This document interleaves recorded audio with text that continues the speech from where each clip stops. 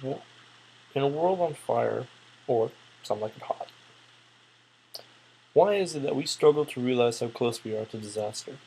It's fair to assume that everyone in this room knows what global warming is, and that it causes climate change. We've been berated and yelled at during our youth, and as we grow older and the world slowly comes further and further into our reach, and we prepare to become its caretakers, the warnings increase.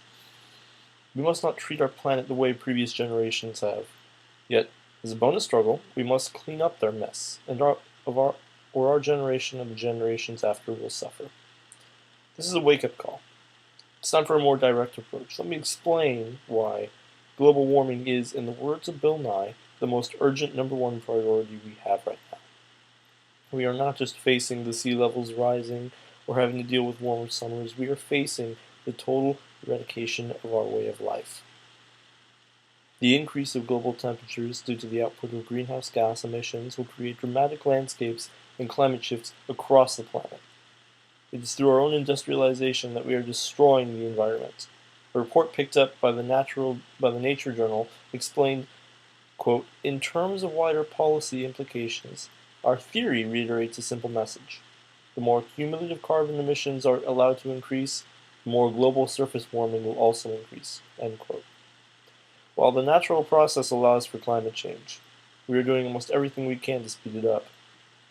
As reported by the National Climate Assessment here in the Midwest, extreme weather systems will increase, while the length of droughts and cost of energy will reduce agriculture exports. Food will not be the only vital resource to diminish, though.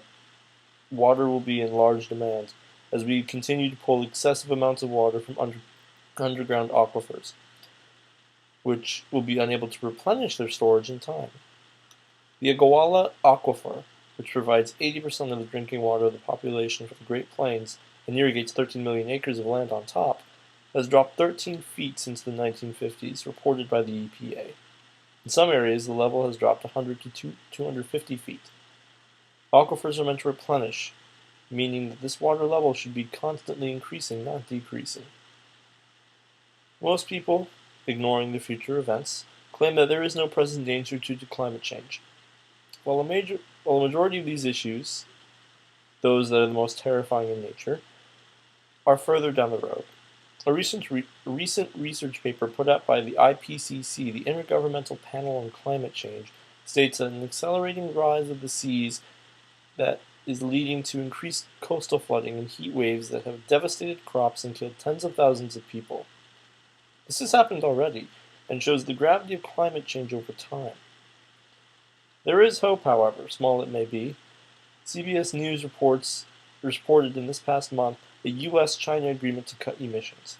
Both the United States and China are the top producers of greenhouse gases, and by pledging to reduce pollution, and in China's case, peak by 2030, there are steps on the international level being taken to reduce the danger of disaster. Our world is close to a very real and very scary reality, one in which our species, our existence, will cease to exist. If we continue on our present course, the average temperature on this planet will rise to a level upon which we cannot undo climate change, where our actions will give way to a potentially barren and unforgiving Earth. Humanity exists as a light amongst the dark, and we are close to snuffing out that light forever. We as a species deserve better. If our place in the stars is determined to come to an end, so be it. But let it be a fight, a push against the darkness. Humanity deserves to end with a shout, not a dying whisper, the whisper of a broken, smog-choked land. If we should end, it should not be by our own hand. I hate to the poet Dylan Thomas, who expressed a desire, the same desire I wish to instill upon all of you. Do not go gentle into that good night. Old age should burn and rave at close of day. Rage, rage against the dying of the light.